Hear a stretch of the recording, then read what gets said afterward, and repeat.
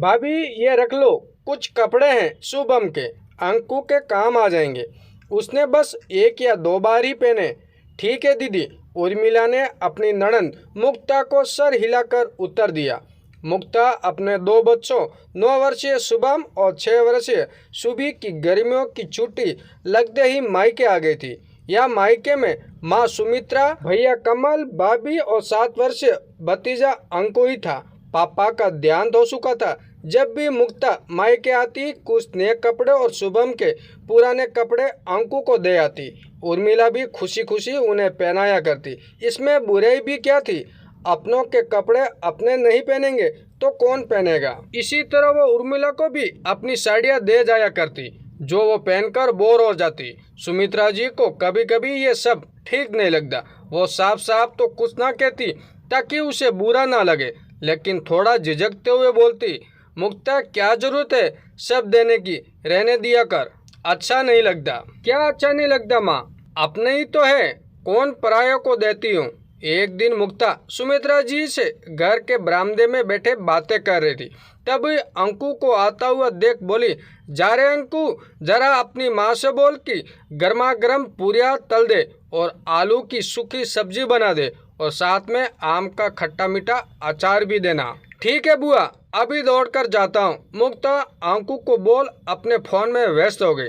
थोड़ी देर बाद बोली, माँ कभी कभी तो बड़ी दया आती है कि भैया इतनी छोटी सी नौकरी में कैसे गुजारा करते होंगे। कपड़े भी देखो बेचारों को अच्छे नसीब नहीं है।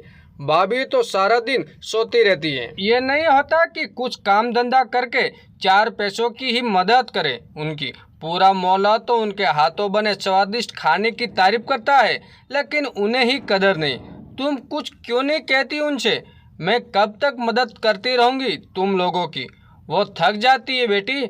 या तेरी तरह कौन नौकर चाकर लगे हैं? मैं भी जोड़ों के दर्द से मजबूर हूँ। सुमित्रा जी ने बहू का पक्ष लिया। हाँ हाँ, तुमने भी सर बैठा कर रखा है। लाडली बहू ठहरी आखिर, मुक्ता ने मुंह बनाया। खैर मुक्ता बच्चों की छुट्टियां खत्म होती ही वापस अपने ससुराल चली गई। वो साल में सिर्फ बच्चों की छुट्टियां के चलते गर्मियों में ही आ पाती थी। बाकी साल भर में मिलने वाली थोड़ी बहुत छुट्टियों में उसका आना नहीं हो पाता था। वजह थी ससुराल से मायके बेहद लंबी दूरी। कभी कभी फोन पर बात हो जाया करती सभी से। आज फिर साल भर बाद मुक्ता मायके आई। जैसे ही उसने घर के अंदर कदम रखा, घर का बदला स्वरूप उसे असंभित कर रहा था। जहाँ चिलन भरी दीवारों पर कई सालों तक रंग रोगन नहीं होता था, आज वो चिकनी पुट्टी और सफेद रंग से जगमगा रही थी। पुराने डिब्बे वाले टीवी की जगह 42 इंच की एलईडी टीवी हॉल की शोभा बढ़ा रहा था। सामने बिल्कुल नए कपड़े पहने अंकु ने आकर उसके पैर छुए। आशीर्वाद देते हुए मुक्ता के मन में विचार किया, तो मैंने इसे दिए ही नहीं, फिर इतने महंगे कपड़े उसके पास कहाँ से आए? उसने जल्दी जल्दी पूरे घर का चक्कर लगाया। क्या रसोई, क्या बाथरूम और क्या कमरे, इनकी तो काया ही पलट चुकी थी।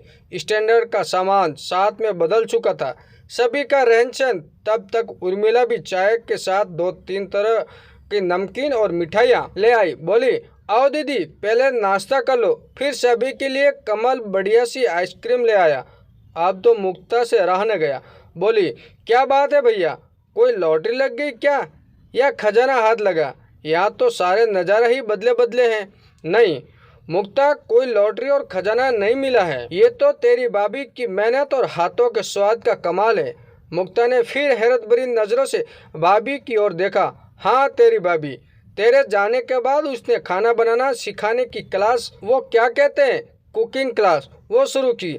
यहाँ सभी जानते थे कि उर्मिला पाक कला में पारंगत है, बस आज बहुत लोग उसे सीखने आते हैं। और हाँ, जन्मदिन की पार्टी, शादी की पार्टी और विदाई समारोह वगैरह के ऑर्डर भी मिलने लगे। सुमित्रा जी की गर्वित होते हुए बोली, पर भाभी तुम कहाँ से ये सब सिखाती हो, बनाती हो? मतलब हमारा घर इतना बड़ा तो नहीं, और कैसे इन सब की शुरुआत की? अब तो मुक्ता के जुबान पर भी कई सवाल थे। दीदी, घर के ऊपर की खाली पड़ी छत पर हमने 2 बड़े कमरे बनवा लिए, बस वहीं पर साथ में 2 औरतों को भी सहायता के लिए रखा है। रही बात इसकी शुरुआत की, तो इसका श्रेय आपको जाता है, मुझे मतलब में कैसे? हाँ दीदी, पिछले साल जब आप आई थी तो आपकी और माँ जी के बीच की बातचीत मैंने सुन ली थी। उर्मिला ने उस समय का पूरा वाक्य कह सुनाया। बस मुझे अपने हुनर की पहचान आपने कराई। अगर उस समय मेरे आत्मसम्मान को आपके शब्दों से चोट ना पहुंचती तो आज सच में मैं सिर्फ घर के कामों में ही उलझी होती। मुझे इस बारे में किसी ने कुछ बताया क्यों नहीं? नजरें सुराते हुए बोलिए वो भाभी से। अब उसके बेच चले आंसू उसकी शर्मिंदा भी ब्याह कर रहे थे। तभी उर्मिला ने मुक्ता के चेहरे को हौले से ऊपर उठाते हुए कहा, दीदी आप दुखी क्यों होती है? आपकी वजह से तो हमारे हालात सुधरे। मैंने ही मना किया था बताने को। चाहती थी मायके की तरक्की आप यहीं आकर आंखों से देखें। मैं जानती हूँ आप दिल की साफ है। अच्छा लाइए मेरे अंकु कने कपड़े। मुक्ता ने हिचकिचाते हुए सिर्फ नए कपड़ों का पैकेट ही उसे दिया और शुभम के पुराने कपड़े।